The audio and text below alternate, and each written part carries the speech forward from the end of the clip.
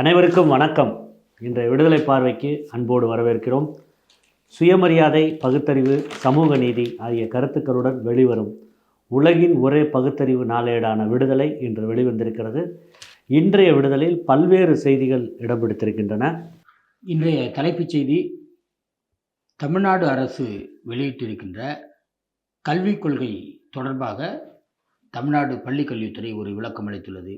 தமிழ்நாடு அரசினுடைய கல்விக் கொள்கையை உருவாக்குவதற்கு ஒரு குழு உருவாக்கப்பட்டு அந்த குழுவில் பங்கேற்றிருந்த பேராசிரியர் ஜவஹர் நேசன் அவர்கள் கருத்து வேறுபாடு காரணமாக அதிலிருந்து விலகி இருந்தார். அண்மையில் அந்த நிபுணர் குழு தயாரித்த கல்விக் கொள்கை வெளியிடப்பட்டது. அது குறித்து அவர் பல்வேறு சந்தேகங்களை, குற்றச்சாட்டுகளை வைத்து ஒரு கட்டுரை எழுதியிருந்தார். அதற்கு பதிலளித்து இன்றைக்கு தமிழ்நாடு அரசின் பள்ளிக்கல்வித்துறை வெளியிட்டிருக்கிறது. அவர் குற்றச்சாட்டுகளை எல்லாம் மறுத்திருக்கிறது. குறிப்பாக இருமொழிக் கொள்கை, நுழைவுத் தேர்வு எதிர்ப்பு, மாநில பட்டியலில் கல்வி ஆகியவற்றை உள்ளடக்கியதாக தான் மாநில கல்விக் கொள்கை இருக்கிறது என்பதை தெளிவுபடுத்தி இருக்கிறது. மேலும் இந்த கல்விக் கொள்கையில் ஆசிரியர்கள், கல்வியாளர்கள், குழந்தைகள் நல அமைப்புகள், பெற்றோர் உள்ளிட்ட பல தரப்பினரிடமிருந்து ஆலோசனை பெறப்பட்டு அவ்வப்போது மதிப்பாய்வு செய்யப்பட்டு தேவைக்கேற்ப மாறுதல் செய்யப்பட்டு தான் இறுதி வடிவம் பெற்றுள்ளது என்பதையும் தெரிவித்திருக்கிறது. மாநில கல்விக் கொள்கையில் ஒரு சிறு பகுதியும் சிறுபான்மையினர் பாதுகாப்பை எந்த விதத்திலும் குறைக்கவில்லை என்று விளக்கம் அளித்திருக்கிறது. மேலும் அனைத்து வாய்ப்புகள் மறுக்கப்பட்ட குழுவினரிடையே உள்ள கற்றல் இடைவெளிகளை கண்டறிந்து அவர்களுக்கு கல்வி உதவி மற்றும் குறைதீர் கட்டளை வழங்க இந்த கொள்கை உறுதி செய்கிறது என்று தெரிவித்திருக்கிறது. இது தமிழ்நாட்டின் கல்வி தனித்துவத்தை பாதுகாத்து உலகளாவிய சவால்களுக்கு கற்போரை தயார் செய்கிறது. அதனுடன் மாநில சுயாட்சியை நிலைநிறுத்தி சமூக நீதியை வலுப்படுத்தி நலத்திட்டங்களை மேம்படுத்துகிறது என்று அந்த விளக்கத்தில் கூறப்பட்டுள்ளது. இந்தியாவை கடந்து பாராட்டுகளை பெற்றுக் கொண்டிருக்கும் திராவிட மாடல் அரசு, தமிழ்நாடு அரசு மகளிர்களுக்கு பல்வேறு திட்டங்களை செயல்படுத்தி வருகிறது. அவர்கள் சொந்த காலில் முன்னேறவும் யாருடைய எதிர்பார்ப்பும் இல்லாமல் வாழ்வதற்கு வழிவகுக்கும் திட்டங்களை தமிழ்நாடு அரசு நடைமுறைப்படுத்தி அதை செயல்படுத்தி கொண்டு வந்திருக்கிறது. அந்த வகையில் கடந்த ஆண்டு செப்டம்பர் மாதம் அறிமுகப்படுத்தப்பட்ட மகளிர் உரிமை தொகை, மகளிருக்காக அங்கீகாரமாக வீட்டில் இருக்கும் மகளிர்களுக்காக குடும்ப தலைவிகளின் பெயரில் மாதந்தோறும் ரூபாய் 1000 அவர்களது வங்கி கணக்குகளில் வரவு வைக்கப்படும் திட்டம். அந்த திட்டம் குறித்து லண்டனில் உள்ள கிங்ஸ் கல்லூரியின் டிக்சன் பூன் சட்டப்பள்ளியைச் சேர்ந்த ஆய்வாளர்கள் இந்த மகளிர் உரிமை தொகை திட்டத்தின் பயன்கள் குறித்து ஒரு ஆய்வு நடத்தியிருக்கின்றனர். அந்த ஆய்வறிக்கை நேற்று வெளியிடப்பட்டிருக்கிறது. அதில்தான் இந்த திட்டம் அறிமுகப்படுத்தப்பட்டு ஓராண்டுகள் கடந்த பிறகு 6 மாவட்டங்களில் விருதுநகர், தருமபுரி, கோவை, நாகை, வேலூர் மற்றும் காஞ்சிபுரம் ஆகிய 6 மாவட்டங்களில் இந்த ஆய்வுகள் மேற்கொள்ளப்பட்டதில் இந்த திட்டம் பெண்களின் ஊதியம் பெறாத வீட்டு வேலைகளை அங்கீகரிப்பதாக உள்ளது என இந்த ஆய்வறிக்கை தெரிவித்திருக்கிறது. கலைஞர் மகளிர் உரிமை தொகை திட்ட பயனாளிகளில் 49% பேர் வீட்டு தேவைகளுக்காக இந்த பணத்தை செலவழிக்கின்றனர் என்பதையும் சுட்டிக்காட்டி இருக்கிறது. மேலும் இந்த திட்டமானது பெண்களின் மருந்துகளுக்கான செலவுகளுக்கு உதவி செய்கிறது என்பதையும் இந்த ஆய்வறிக்கை சுட்டிக்காட்டி இருக்கிறது. கடந்த நாடாளுமன்ற தேர்தலில் நடைபெற்ற குளறுபடிகள் மற்றும் தேர்தல் ஆணையத்தின் மோசடிகள் குறித்து பரபரப்பான பல்வேறு செய்திகள் வெளிவரும் சூழலில் கேரளாவிலும் ஒடிசாவிலும் இதுபோன்ற முறைகேடுகள் நடந்துள்ளதாக செய்திகள் வெளிவருகின்றன. இது குறித்து ஒடிசாவில் குற்றம் சாட்டியுள்ள பிஜு ஜனதா தளம் கட்சி, ஒடிசா மாநிலத்தில் கடந்த 2024ஆம் ஆண்டு நடைபெற்ற நாடாளுமன்றத்துக்கும் சட்டமன்றத்துக்கும் ஒரே நேரத்தில் தேர்தல் நடந்தது. அப்பொழுது பல தொகுதிகளில் மின்னணு வாக்குப்பதிவு எந்திரத்தில் பதிவான வாக்குகளை விட எண்ணப்பட்ட வாக்குகளின் விகிதம் எண்ணிக்கை அதிகமாக இருந்தது என்று குற்றம் சாட்டியிருக்கிறது. இதேபோல் கேரளாவிலும் திருச்சூர் தொகுதியில் மறு வாக்குப்பதிவு நடத்த வேண்டும் என்று அங்கு கோரிக்கை எழுந்துள்ளது. அந்த தொகுதியில் சுரேஷ் கோபி பாரதிய ஜனதா கட்சியின் சார்பில் போட்டியிட்டு வெற்றி பெற்றார். அங்கு ஏராளமான முறைகேடுகள் நடந்துள்ளதாக, போலி வாக்காளர்கள் சேர்க்கப்பட்டுள்ளதாக தெரிவிக்கப்பட்டுள்ளது. திராவிட மாடலை நம்பும் நான் அவர் கையால் பட்டத்தை பெற விரும்பவில்லை என்று கூறிய மாணவியின் பேச்சானது இன்றைக்கு காலை முதல் மிகவும் வைரலாகி கொண்டிருக்கிறது. தொலைக்காட்சிகளிலும் சமூக வலைதளங்களிலும். மனோன்மணியம் சுந்தரனார் பல்கலைக்கழகத்திற்கு பட்டமளிப்பு விழா இன்று காலை நடைபெற்றிருக்கிறது. அதில் தமிழ்நாட்டின் கவர்னர் ஆர்.என். ரவி அவர்களும் துணைவேந்தர் உள்ளிட்டவர்களும் அதில் பங்கேற்று இருக்கிறார்கள்.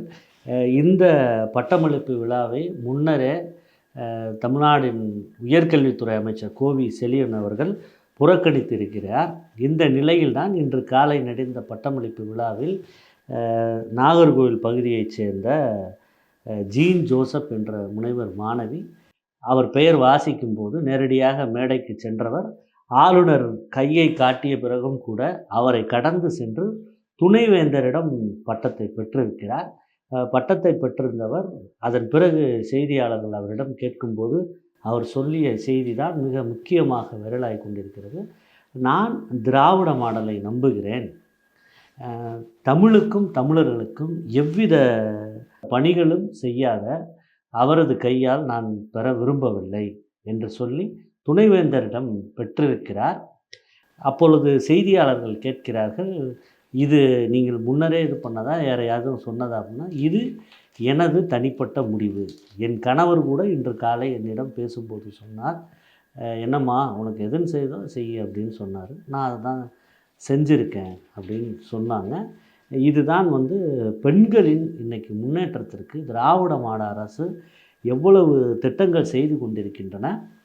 ஆளுநர் அவர்கள் இந்த மசோதாக்களை நிறுத்தி வைத்ததும், அவர் தமிழ்நாட்டின் கொள்கைகளுக்கு எதிராகவும் கல்வி திட்டத்துக்கு எதிராகவும் தொடர்ந்து அவர் பேசி வருவதையும் அவரோட செயல்பாடுகளையும் படித்தவர்களும் பெண்களும் மிக கவனமாக பார்த்து கொண்டிருக்கிறார்கள் என்பதன் விளைவுதான் இன்றைக்கு ஒரு முனைவர் பட்ட மாணவி மிக தைரியமாக ஆளுநர் இருக்கும்போதே ஆளுநரை அவர் கையை காட்டிய பிறகும் கடந்து சென்ற துணைவேந்தரிடம் பட்டத்தை பெற்றுவிட்ட பிறகும் கூட கீழ் தான் எடுத்த முடிவில் உறுதியாக இருக்கிறேன் என்பதை அவர் தன்னிலை விளக்கத்தையும் கொடுத்திருக்கிறார் என்பதுதான் இன்றைக்கு முக்கிய செய்தி. இதனை வெகுவாக பல்வேறு தரப்பினரும் இந்த பாராட்டை தெரிவித்து வருகின்றனர். இன்று தலையங்கம் தமிழ்நாட்டின் தேர்தல் கள யதார்த்தம் என்னும் தலைப்பிடப்பட்டு தமிழ்நாட்டில் ஒவ்வொரு கூட்டணியிலும் இருக்கின்ற கட்சிகளின் நிலைப்பாடுகள், அவற்றின் கொள்கைகள் பற்றி ஒரு விரிவான விளக்கமான தலையங்கமாக இருக்கிறது.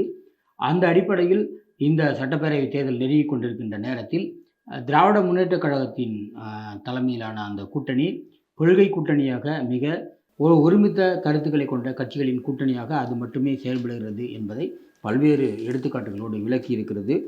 இதுதான் தமிழ்நாட்டின் இன்றைய கள யதார்த்த நிலை. தமிழ்நாட்டு வாக்காளர் பெருமக்கள் முன்கூட்டியே இந்த திமுக கூட்டணிக்கு வாக்களிக்க முடிவு செய்து விட்டார்கள், வாழ்த்துக்கள் என்று இந்த தலையங்கம் முடிகிறது.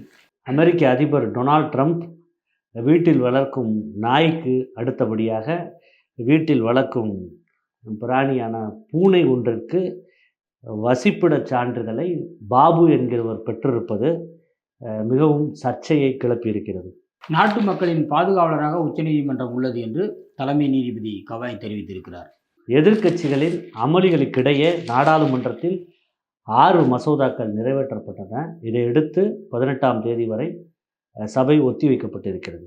தமிழ்நாட்டில் ஆட்டோ, பைக் டாக்ஸி, கார் உள்ளிட்ட வாடகை போக்குவரத்துகளுக்கான அடிப்படை கட்டணத்தை நிர்ணயித்து தமிழ்நாடு அரசு விரைவில் ஒரு புதிய கட்டண நிர்ணய கொள்கையை அறிமுகம் செய்யும் என்று தெரிவிக்கப்பட்டுள்ளது. வெளிநாடுகளுக்கு செல்ல வேண்டுமென்றால் அதற்கு நமது உள்நாட்டில் உள்ள பாஸ்போர்ட்டுகளுடன், கடவுச்சீட்டு என்று சொல்லக்கூடிய பாஸ்போர்ட்டுடன் வெளிநாடுகளிலிருந்து விசா என்று வழங்கப்படும் ஒரு முறை இருக்கிறது. அப்படி விசா இல்லாமல் உலகின் 193 நாடுகளுக்கு செல்லும் அனுமதியை பெற்றிருக்கும் இடத்தில் முதல் நாடாக சிங்கப்பூர், அதிகாரமிக்க நாடாக சிங்கப்பூர் இருக்கிறது. 2ஆம் இடத்தில் ஜப்பான், தென்கொரியாவும் இருக்கிறது. இந்த இடத்தில் 77வது இடத்தில் இந்தியா இருக்கிறது. தமிழ்நாட்டில் போராட்டம் நடத்தும் தூய்மை பணியாளர்களுக்கு பதிலாக வெளி மாநிலத்தவரை நியமிக்க திட்டம் எதுவும் இல்லை என்று அமைச்சர் KN நேரு தெரிவித்துள்ளார். கணினி அறிவியல், கம்ப்யூட்டர் சயின்ஸ் என்று சொல்லப்படும் படிப்புகளுக்கு அதிகரித்துள்ள ஆர்வத்தின் காரணமாக பொறியியல் படிப்பு சேர்க்கைக்கான அளவுகள் 8 ஆண்டுகள் இல்லாத அளவு அதிகரித்திருக்கிறது. பாலஸ்தீனத்தை தனி நாடாக அங்கீகரிப்போம் என்று ஆஸ்திரேலிய பிரதமர் அறிவித்துள்ளார். வீட்டு பராமரிப்பு பொருட்கள் தயாரிக்கும் பயிற்சி வரும் 28 முதல் 30ஆம் தேதி வரை சென்னையில் நடைபெற உள்ளது. இதற்கு தகுதி 18 வயது நிரம்பி இருக்க வேண்டும். 10ஆம் வகுப்பில் தேர்ச்சி பெற்றவர்கள் விண்ணப்பிக்கலாம். வீட்டு வசதி வாரியத்தில் வீடுகளை வாங்கி தவணை கட்ட தவறியவர்களுக்கு அபராத வட்டியை தள்ளுபடி செய்து தமிழ்நாடு அரசு உத்தரவிட்டுள்ளது.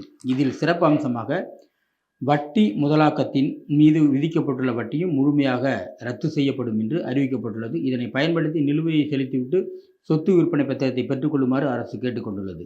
ரஷ்யாவிடமிருந்து கச்சா எண்ணெய் வாங்குவதை நிறுத்தாத காரணத்தால் இந்தியாவை தொடர்ந்து இந்தியாவைப் போலவே சீனாவுக்கும் வரி விதிக்கப்படும் என்று அமெரிக்க அதிபர் டொனால்ட் ட்ரம்ப் அறிவித்திருக்கிறார். பிரிட்டனில் அதிகரித்து வரும் குடியேற்றத்தை தடுப்பதன் ஒரு நடவடிக்கையாக அந்த நாட்டில் குற்றம் சாட்டப்பட்டு குற்றம் நிரூபிக்கப்பட்ட குற்றவாளிகளை பிரிட்டன் நாடு கடத்த திட்டமிட்டுள்ளது. தீட்டு என்பதே மனித குலத்துக்கு எதிரானது என்று சென்னை உயர்நீதிமன்ற மதுரை கிளையில் அரசு தரப்பில் வாதம் வைக்கப்பட்டுள்ளது. திருப்பரங்குன்றம் மலை தொடர்பான வழக்கில் தமிழ்நாடு அரசு முக்கியமான வாதங்களை முன்வைத்திருக்கிறது. கம்யூனிஸ்டுகள் எங்களில் பாதி என்று ஃபிடல் காஸ்ட்ரோ நூற்றாண்டு விழாவில் முதலமைச்சர் மு.க. ஸ்டாலின் அவர்கள் உரையாற்றியிருக்கிறார்.